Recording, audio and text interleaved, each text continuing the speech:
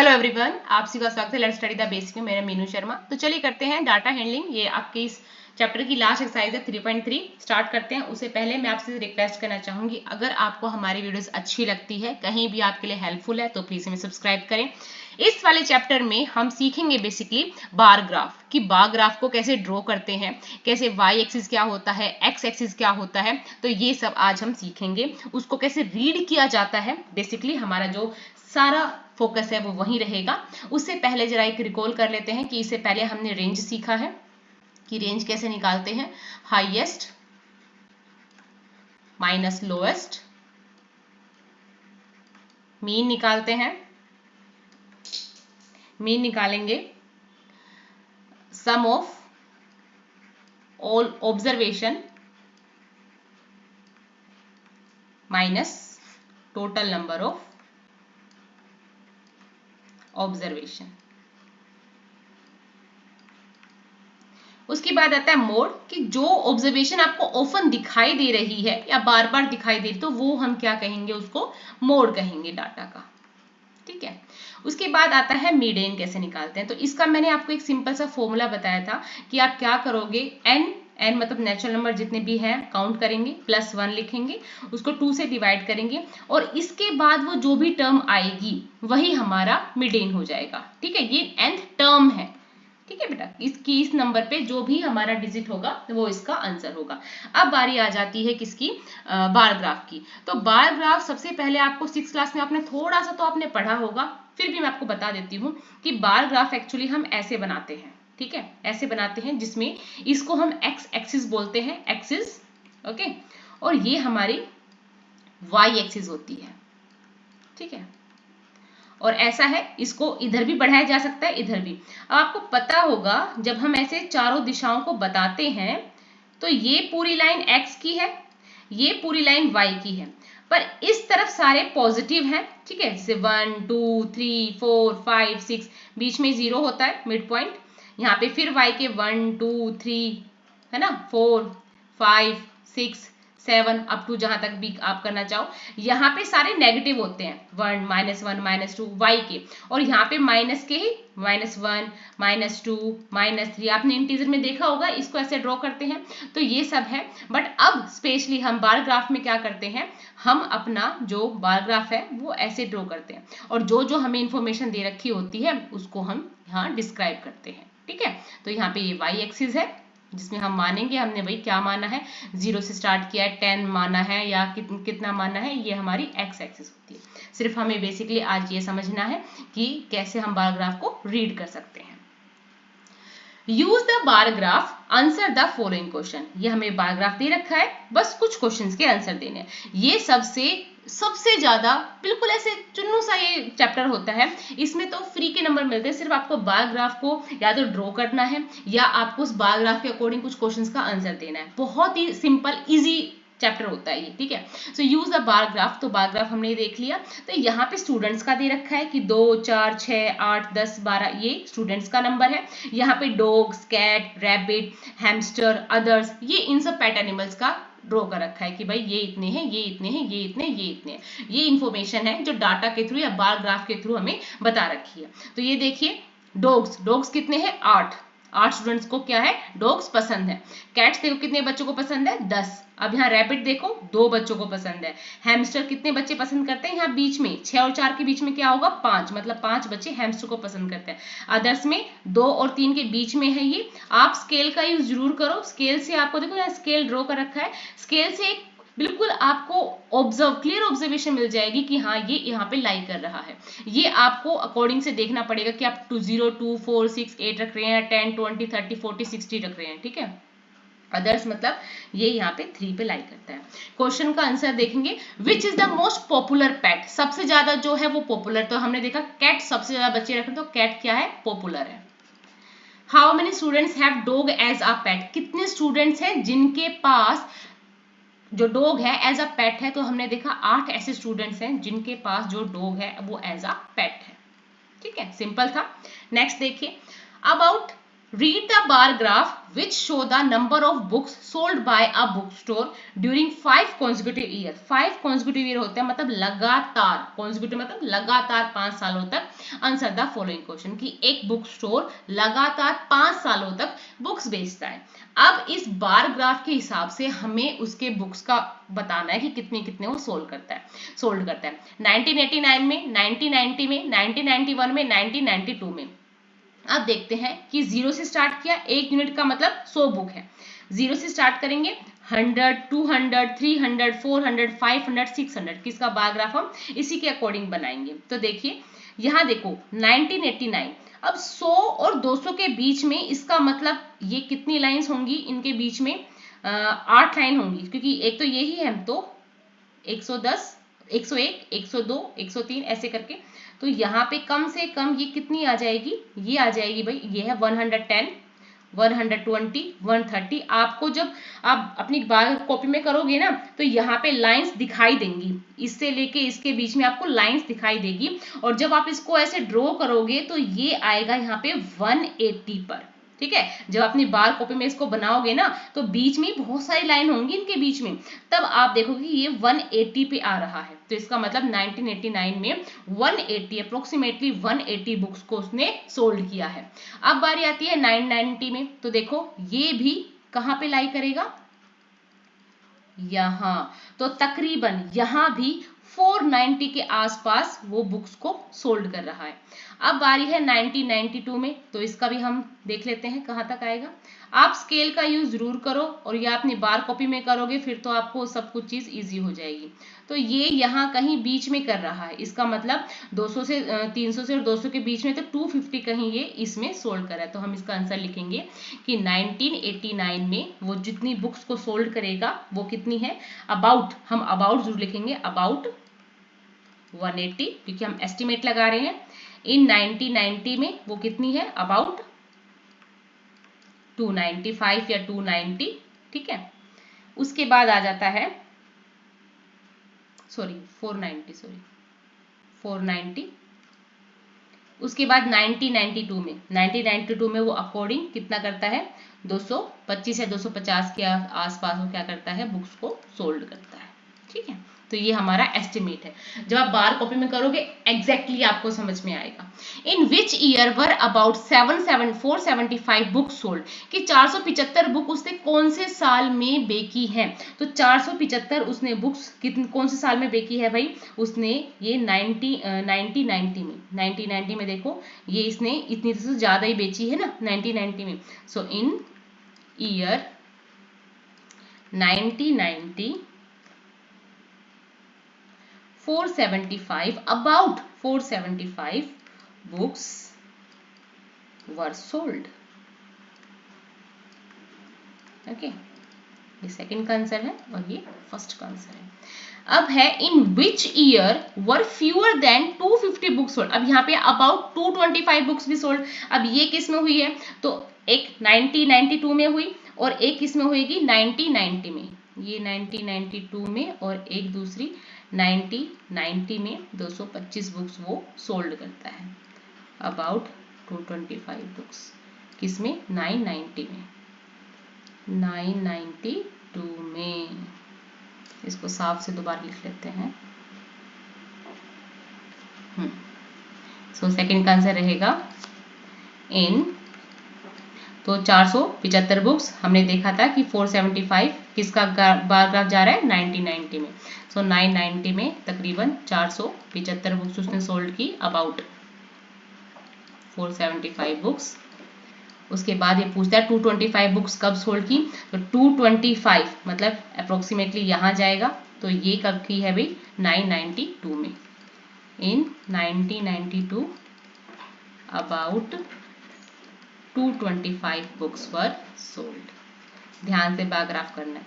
In which year were fewer than 250, 250 से कम books किस साल में वो बेच रहा है? 250 से कम, तो 250 यहाँ लाई कर रहा है. तो हमने देखा कि यहाँ इससे कम मतलब 1989 में भी और 990 में भी वो क्या कर रहा है? कम बुक्स को सोल्ड कर रहा है. सो इन 1989 and 1992 he sold fewer than 250 books. Okay, next है इसका ही कि can you explain how you would estimate the number of books sold in 1918। आपने कैसे एस्टिमेट लगाया? तो हम लिखेंगे इन y एक्सिस, इन या on y axis the line is divided, the line is divided into 10 small parts of 10 books each। तो इस वजह से हम क्या कर रहे हैं, एस्टिमेट लगा पा रहे हैं कि वो इतने साल में, इस साल में इतनी बुक्स को सोल्ड करेगा। नेक्स्ट देखिए, number of children in 6 different classes are given below, represent the data on a bar graph. तो सबसे पहले तो बताना है कि आपको जो आप स्केल है वो कैसे चूज करोगे। तो मेरा बेसिकली यही है, मैं सबसे पहले देखती हूँ कि सबसे कम कहाँ से स्टार्ट हो रहा है। तो 80 से सबसे कम स्टार्ट हो रहा है, तो मैं इसका आंसर भी ऐसे ही लिखूंगी ए का, कि scale on y axis is 1 centimetre equal to 10 students, कि ये 10 स्टूडेंट के बराबर है। ठीक है, अब है which class has the maximum number of children. अब मैं इसका बारग्राफ कुछ ऐसा बनाऊंगी, है ना, मैंने इसका बारग्राफ ऐसा बनाया। तो इसमें देखा मैंने कि 5th क्लास में 135 स्टूडेंट्स हैं, है ना, 135 स्टूडेंट्स कौन सी क्लास में है? 6th क्लास में है। उसके बाद मैंने देखा कि 5th क्लास में है, 6th में 120 बच्चे हैं, 7th में 95 बच्चे हैं, 8th में 100 बच्चे हैं, और 9th क्लास में 90 बच्चे हैं, और 10th में 80 बच्चे हैं। तो ऐसे मैं कुछ बायोग्राफ बनाऊंगी। अब मैं सारे क्वेश्चंस का आंसर लिखना स्टार्ट करूंगी कि मैंने कैसे कैसे एस्टिमेट लगाया कि scale on y axis is 1 centimetre equal to 10 student. फिर दूसरा पूछता है कि कौन सी क्लास में सबसे ज्यादा बच्चे हैं। तो मैंने देखा कि भाई 5th क्लास में सबसे ज्यादा बच्चे हैं, तो 5th class has the maximum number of student, और स्टूडेंट कितने हैं? 135। फिर है मिनिमम कितने हैं? So in class 10th has the minimum number, भाई 10th क्लास में 80 बच्चे हैं ना, minimum number of students how many? 80। उसके बाद वो पूछता है कि अब आप रेशो बताइए, किसका रेशो बताना है? क्लास 6th का और 8th का। तो 6th क्लास और 8th क्लास का हम रेशो निकालेंगे, 6th और 8th, है ना भाई, यही पूछा है हमसे। हाँ, 6th क्लास का और 8th क्लास का रेशियो बताना है। तो 6th क्लास में कितने बच्चे हैं? 6th में है 120, 8th क्लास में कितने बच्चे हैं? 100। तो आप सीधा कट करोगे, ये आ जाएगा 5 पे, ये आ जाएगा 6 पे, और ये आ जाएगा 5 पे। इसका मतलब 6:5 उनका रेशियो है। ठीक है, चलिए नेक्स्ट पे मूव करते हैं। The performance of a student in first term and second term is given, draw a double bar graph. Double bar graph मतलब एक ही लाइन पे, एक ही बार ग्राफ पे आपको इधर एक टर्म का बताना है, दूसरी तरफ दूसरे टर्म का बताना है। इसको कहते हैं डबल बार ग्राफ। ठीक है, देखो ऐसे हम इसको ड्रॉ करेंगे। ठीक है, अब ये कहता है कि in which subject has the child improved his performance most. ऐसा कौन सा सब्जेक्ट है जिसमें बच्चे ने ज्यादा इंप्रूवमेंट की है। ठीक है, सो इन मैथ, अब आप देख सकते हो कि मैथ में बच्चे ने ज्यादा इंप्रूवमेंट किए, कि एक बार तो 88 नंबर थे, है ना, और उसके बाद सीधा 95 मार्क्स है। तो हम लिखेंगे in math the performance of student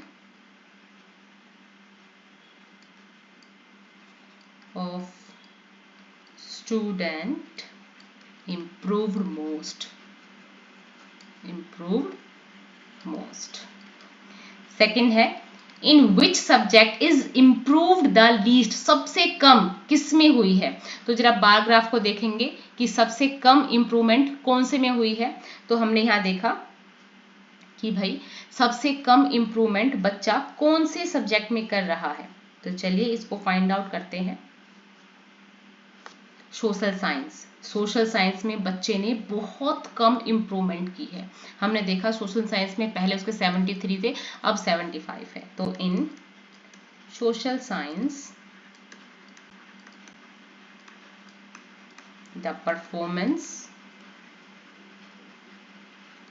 of student least, okay, improved least।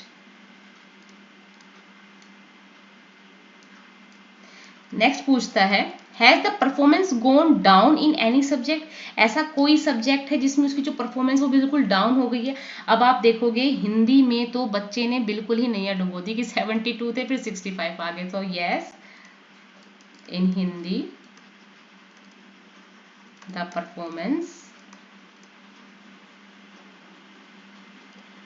of student has gone down। आपका जो रिजल्ट बनता है ना वो भी इसी बेस पे बनता है। तो देखो हमने यहाँ पे इसका पैराग्राफ देखा, ऐसे इसका आप पैराग्राफ बनाओगे और जितने भी क्वेश्चन है उनका आंसर दोगे। Consider this data collected from a survey of A colony. Favourite sport cricket है, बास्केटबॉल है, स्विमिंग है, हॉकी है, एथलीट है, वॉचिंग और पार्टिसिपेटिंग, कि जो देख रहे हैं और जो पार्टिसिपेट कर रहे हैं। So draw a double bar graph choosing an appropriate scale on due to. अब देखो हम इसका बार ग्राफ ऐसे बनाएंगे कि देखने वाले और पार्टिसिपेट वाले, ठीक है। 1 सेंटीमीटर का मतलब है 200 पीपल। तो हमने 200, 400, 600, 800, 1000, 1200, 1400 का हमें बार ग्राफ बनाया। क्यों बनाया? क्योंकि देखने वाले इसी हिसाब से है, 100, 200, 300, 400, 600, ठीक है, ऐसे ही है। तो हमने बार ग्राफ भी ऐसे बनाया। तो बार ग्राफ तो आपने देख लिया। Which sport is most popular, सबसे ज्यादा जो स्पोर्ट है वो कौन सा पॉपुलर है। तो जब अब आप देखोगे कि कौन सा जितना जो गेम है कितना ज्यादा वो क्या है पॉपुलर है, तो आप देखोगे तो आप बता सकते हैं कौन सा है। तो cricket is the most popular game, ठीक है, सिंपल सी बात, बिना देखे बता दोगे आप। तो क्रिकेट क्या है? मोस्ट पॉपुलर है, सबसे ज्यादा इसी का ही है। Which is more preferred watching और पार्टिसिपेटिंग इन स्पोर्ट, कि ऐसा कौन सा गेम है जिसको लोग देख भी रहे हैं और कर भी रहे हैं। सो watching the sport is more preferred by the people. अब बताओ कि कौन सा गेम है या क्या है जिसमें लोग देख ज्यादा रहे हैं, पार्टिसिपेट कम है। तो आपने यहाँ देखा जो क्रिकेट है उसमें लोग ज्यादा आ रखे हैं और खेल कम रहे हैं, ठीक है, ठीक है। Watching, which is more preferred watching, कि वॉच करना ज्यादा है इन पार्टिसिपेट करने से ज्यादा। ये पैराग्राफ आप देख लीजिए। Take the data given the minimum and the maximum temperature of the various cities. तो हमें ये आपकी बुक में ही 3.1 टेबल पे एक डाटा दे रखा है, ये पूरा पैराग्राफ दे रखा है, इसी के हिसाब से कुछ क्वेश्चंस का आंसर देना है। So which city has the largest difference in the minimum and maximum temperature on the given date. तो ऐसी कौन सी सिटी है जिसके जो मिनिमम और मैक्सिमम टेम्परेचर में बहुत ज्यादा अंतर है। तो वो जम्मू है जिसमें बहुत ज्यादा अंतर है, जम्मू। आप जम्मू में जाओगे तो इसका जो टेम्परेचर है उसमें मैक्सिमम और मिनिमम में बहुत ज्यादा अंतर है, ठीक है। नेक्स्ट है विच is the hottest city, which is the coldest city. तो यहाँ हम जम्मू लिख देते हैं, हॉटेस्ट सिटी इज जम्मू, ठीक है, 41 डिग्री सेल्सियस है। तो यहाँ लिखेंगे hottest city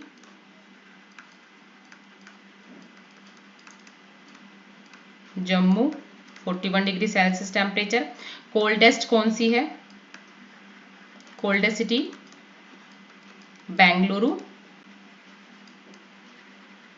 21 degree Celsius. Graph में देखते हैं, देखो बेंगलुरु में सबसे ज्यादा कोल्ड है, ठीक है। उसके बाद क्या है? जम्मू कश्मीर। जम्मू में आप देखोगे तो उसमें 41 डिग्री पूरा हाई टेम्परेचर दिखा रखा है। सिर्फ आप बारग्राफ पे जाइए, वैसे मत जाइए, ठीक है।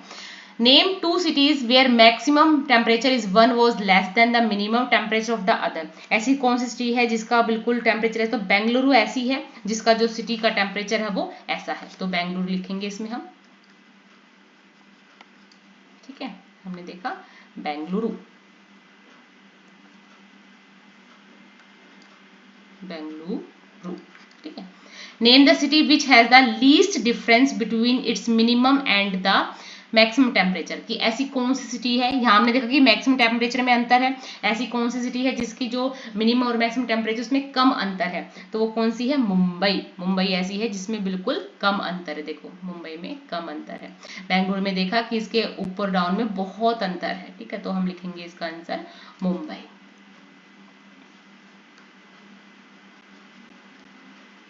ओके, आज के लिए इतना ही। आई होप आपको सारे सवाल अच्छे समझ में आए होंगे। अगर आपके लिए हमारी वीडियोस कहीं भी आपके लिए थोड़ा सा भी इम्पैक्ट डालते तो प्लीज हमें सब्सक्राइब करें। Thank you and keep watching.